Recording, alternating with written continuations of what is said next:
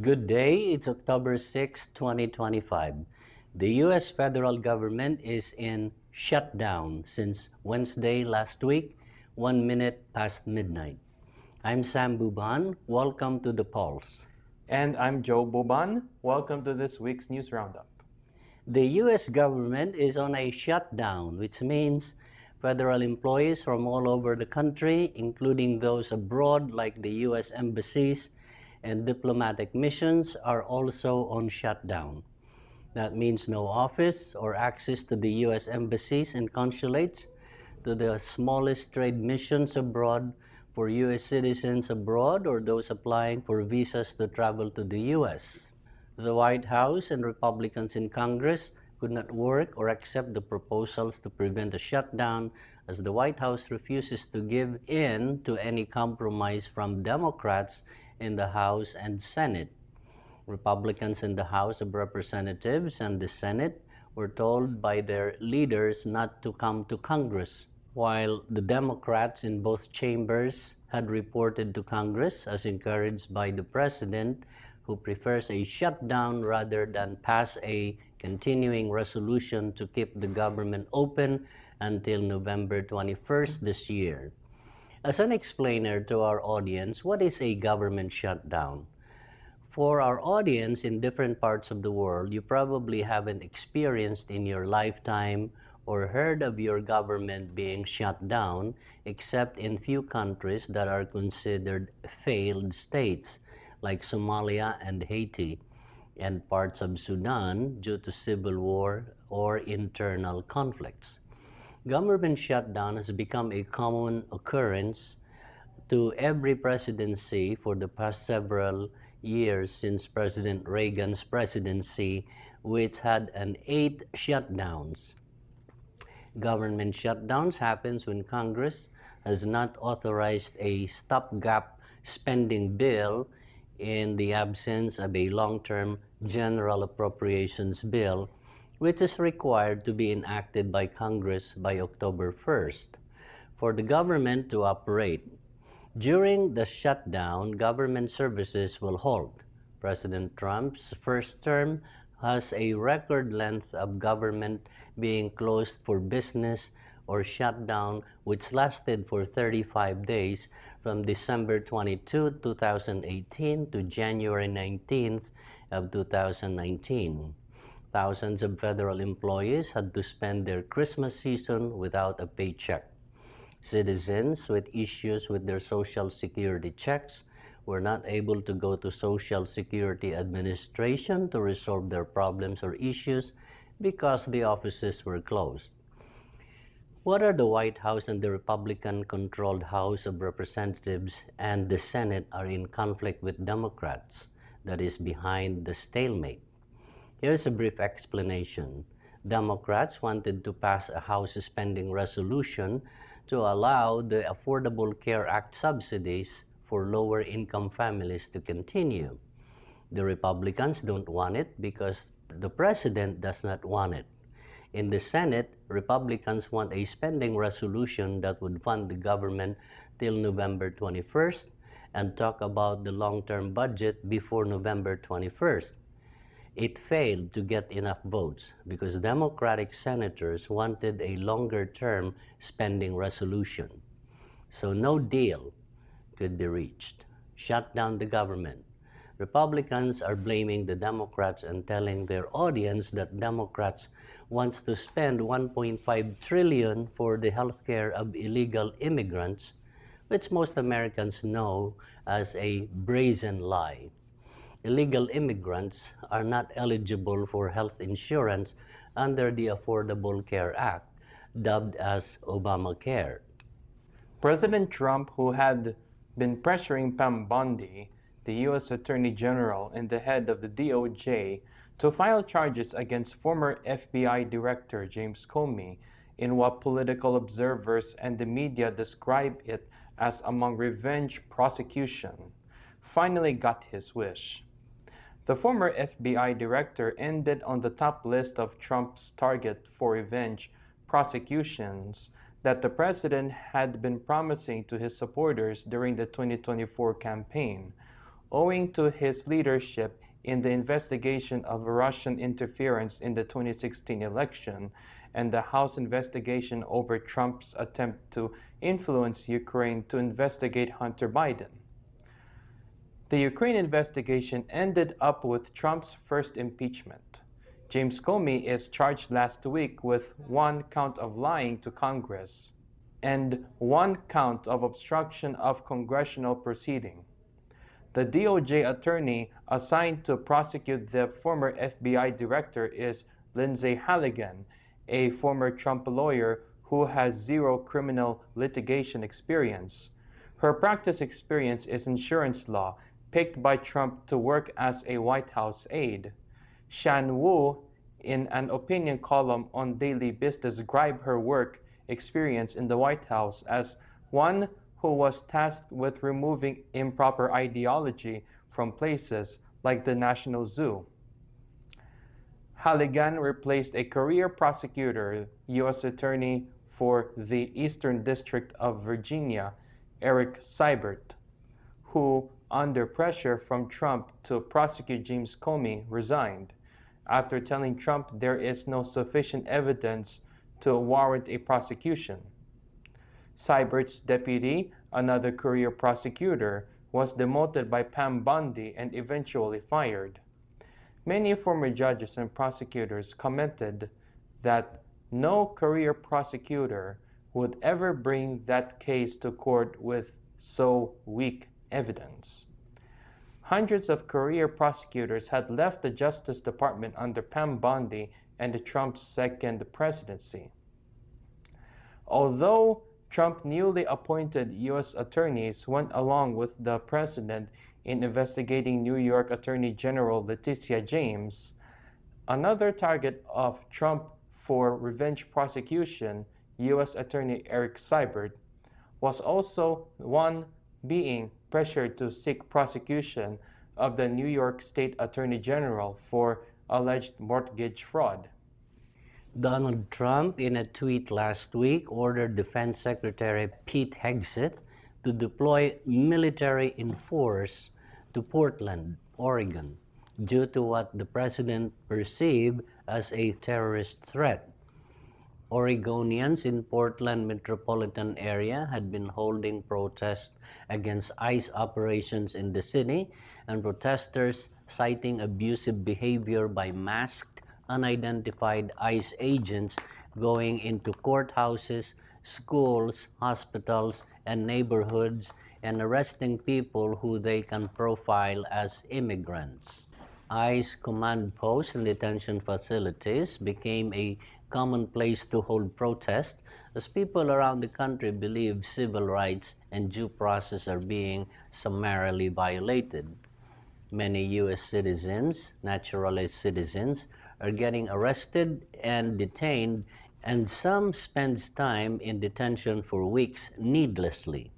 Some reports indicated that in many of these ICE operations, immigrants who are here legally, including U.S. citizens, are getting swept up and arrested unlawfully, and take several weeks before those arrested get processed for release. The people of Oregon are opposed to Trump's deployment of 200 Oregon National Guards into the streets and neighborhoods of Portland, Oregon, saying the protest violence were overstated and mischaracterized by the president to give him a reason to use the military on protesters against Immigration and Customs Enforcement, or ICE. The state of Oregon had filed a lawsuit in federal court challenging the Trump administration for the deployment of National Guards to quell protests in front of ICE facilities. The lawsuit called the deployment an unlawful federalization of the National Guards. Lawyers for the state of Oregon said last week in court filing that military rule is incompatible with liberty and democracy and is seeking restraining order, that the president's statement was nothing but a wildly hyperbolic pretext saying that Portland is a war-ravaged city under siege. that the defendant here, the administration, have thus infringed on Oregonian sovereign power to manage its own law enforcement activity and the National Guard. In Iowa, the superintendent of Des Moines' largest school district was arrested by agents of the Immigration and Customs Enforcement early last week. Ian Andre Roberts, who is an immigrant from Guyana, was detained, who is alleged to have been in this country illegally and was without work authorization. Reports coming out of Des Moines shows that on the day of his arrest, ICE approached Mr. Roberts in his vehicle and he fled the scene, abandoning his car, which was later found in a wooded area and was later apprehended by ICE operatives. According to Des Moines School Board, Ian Roberts has been head administrator of the district since 2023. The school district website described him as a career educator with more than 2 decades as a teacher administrator and executive leader. He previously served as superintendent in 2 districts, one in Pennsylvania and one in Missouri, before being hired by the Des Moines School Board. In a news released by ICE, Roberts worked as a superintendent in Iowa despite not having legal status and despite having a final removal order and no work authorization. Ian Roberts entered the U.S. legally in 1999 on a student visa, but was given a final order of removal by an immigration judge in May of 2024. He had existing weapons charges from February 5 of 2020. At the time of his arrest, he was found in possession of a loaded handgun, a fixed blade knife, and a $3,000 in his possession, according to ICE. In a statement from Jackie Norris, the chair of Des Moines School Board, she confirmed the arrest and asked for the community to practice radical empathy. She said that Ian Roberts was identified from a job search by an outside consulting company and underwent a comprehensive third-party background check, and that he filled out an I-9 employment eligibility verification and submitted the required documentation for work, and moved to the final hiring process. The board said it had no knowledge of a 2024 removal order.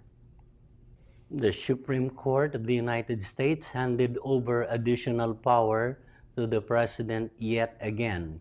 In a 6-3 decision last week, the Supreme Court, in a vague one-page ruling, has given more power to the president, upending the long-honored constitutional separation of power, with a brief order allowing Donald Trump to unilaterally cancel $4 billion in foreign aid appropriated by Congress, according to a report by Slate magazine. The conservative wing 6 justices gave a green light to Trump's so-called pocket rescission, ensuring the fund will expire before its intended beneficiaries receive it. The term is used to impound fund already appropriated by the legislative branch.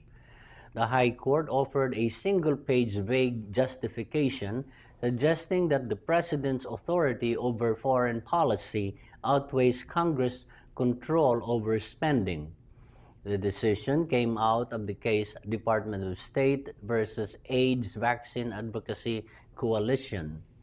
The fund was explicitly appropriated to fund various overseas programs to be used, among other things, for democracy-building work, election integrity, climate resilience projects, and gender equality initiatives. The executive impoundment of appropriated funds is flatly illegal under the Impoundment Control Act, or ICA, to prevent future administrations from canceling money it had appropriated already by Congress. The Fourth Amendment rights is a thing of the past. The Supreme Court of the United States decided the right against unreasonable searches and seizures, which was constitutional rights of everyone who is in the United States, has been handed away by the Supreme Court in a 6-3 decision in favor of Donald Trump. Early last month, the U.S. Supreme Court overturned an order by U.S. District Judge Mami E. Erimpong's order prohibiting immigration and customs enforcement in Los Angeles from initiating immigration detentions on the basis of individual demographic information. The SCOTUS decision allows ICE agents to consider an individual's apparent race or ethnicity, use of Spanish or accented English, and presence at certain workplace locations like farms, construction sites, as probable cause in immigration status detentions. The decision is not the final words in the resolution of individual cases, because each person should have to have their day in court, or the level of due process afforded to individuals. It only allows any stop by ICE and detentions without the usual probable cause requirement. The thinning away of our civil rights and human rights continues to be chipped away and handed to the Trump administration by the 6 conservative judges of the U.S. Supreme Court, while the 3 justices of the liberal wing of the SCOTUS continue to argue masterfully with the correct lengthy dissenting the legal arguments against the majority conservative wing led by the usual anti-rights as mainstream media described them, the likes of Justices Clarence Thomas, Neil Gorsuch, and Samuel Alito. As an update on the 6.9 strong earthquake that occurred last week in central Philippines, the death toll has reached 69 people and 152 were reportedly injured. The epicenter of the tremor was determined to be between the island of Leyte and Masbate, about 374 nautical miles south of Manila. Now in Africa, in a report from Al Jazeera, protesters in Madagascar have returned to the streets as the administration crumbles. Despite official concessions, youth-led demonstrations over the energy and water in Madagascar are still going strong. Despite the president's decision to partially meet with their demands by dissolving the administration, security personnel deployed tear gas to remove hundreds of teenage protesters who returned to the streets in Madagascar's capital. President Andry Rajoelina spoke on state television late Monday, saying he wants to open up a dialogue with young people demanding access to water and end to power outages, and he offered to help companies impacted by looting. In a message on the protests movement's Facebook page, several of the organizers expressed disappointment with his address and requested an apology from him and the now fired Prime Minister, as well as the removal of Antananarivo's administrator, the capital. Others went further, hosting posters with inscription like "We need water, electricity," and "Rajoelina out." The United Nations reported that at least 22 people were killed and over 100 were injured in protests that began last week and are now on their 4th day. The Ministry of Foreign Affairs has denied UN's casualty estimate, claiming that the data will not come from competent national institution and were based on rumors or misinformation. Protesters marched in Antananarivo, the capital, on Tuesday, according to footage broadcast by the privately owned broadcaster Real TV Madagascar. Protesters also marched through Penarivo, a tiny village 20 kilometers west of the city.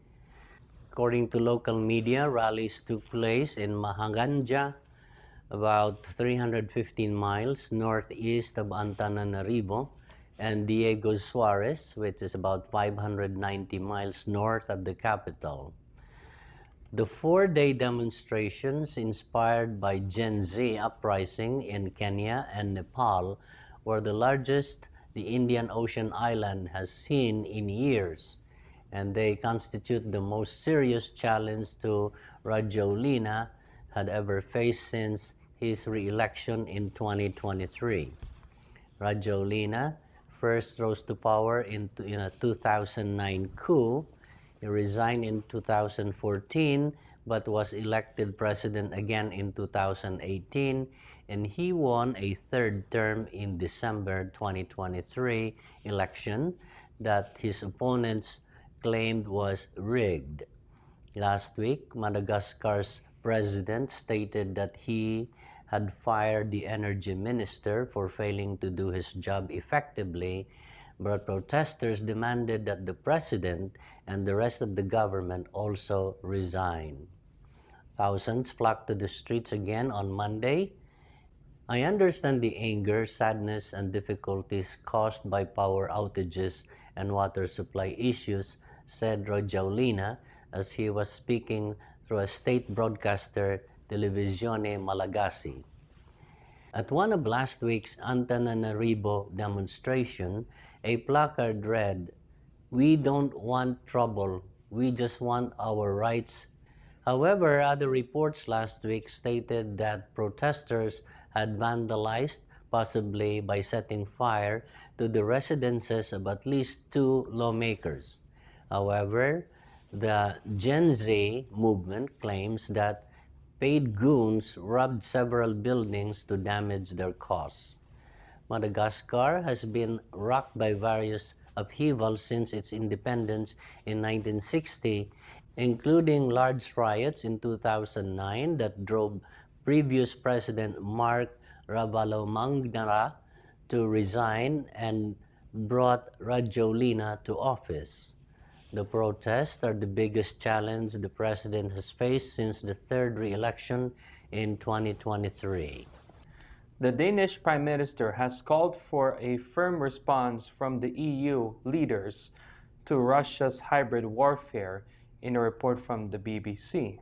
European leaders met in Copenhagen under pressure to strengthen European defense following a series of Russian incursions into European airspace and days after drones targeted Danish airports. Danish Prime Minister Mette Frederiksen told reporters that from a European perspective, there is only one country willing to threaten us, and that is Russia. So we need a very strong response back. The intrusions have been particularly severe for nations on the EU's eastern frontier, such as Poland and Estonia. Several member states have previously supported preparations for a multi-layered drone wall to promptly detect, track, and destroy Russian drones. We met at a time when Russia has intensified their attacks in Ukraine, where we have seen Russian airspace violations and unwanted drone activity in several European countries, Frederiksen told a press briefing following the meetings. They are threatening us and they are testing us and they will not stop, she added. She stated that the next measures would be to increase military and financial support for Ukraine, rearm European countries, and improve drone and anti-drone manufacture. We must provide the strongest of deterrents at scale and speed, European Commission President Ursula von der Leyen stated. Denmark increased security for the conference, prohibiting all civilian drone flights until Friday and imposing severe traffic restrictions in Copenhagen. Denmark is also holding a larger European Political Community Summit on Thursday, and international allies have pledged their help to ensure that both events go smoothly. Last week, drones disrupted Copenhagen Airport as well as many other Danish airports and military locations in the Jutland Peninsula. According to Denmark's military, 10 allies are providing anti-drone and surveillance help with an increased presence of foreign troops and equipment. Poland, the United Kingdom, the Netherlands, Finland, Sweden, and the United States are among the countries that have contributed. A German frigate has also moored in Copenhagen. Denmark will wish to avoid any more unwanted surprise in its airspace as it hosts dozens of European leaders over the next 2 days. Danish authorities have uncovered no evidence that Russia was responsible for last week's drone disturbance, but Frederiksen openly linked it to earlier hybrid strikes, including Russia's drone intrusion over Poland. It was part of a pattern that needed to be examined from a European standpoint, she told reporters on Wednesday. Sweden has loaned its neighbor powerful radar systems for the week, and Ukraine's Volodymyr Zelensky announced that Kiev would send a delegation to Denmark for joint exercises to share Ukrainian experience in drone defense. Prior to the conference, German Chancellor Friedrich Merz stated that airspace breaches were worsening and that it was reasonable to assume the drones are coming from Russia. We will leave it at that as we are out of time for this edition. And I'm Sam Buban. Please join us again next week here at The Pulse. And I'm Joe Boban. Thank you for watching The Pulse. God bless your week.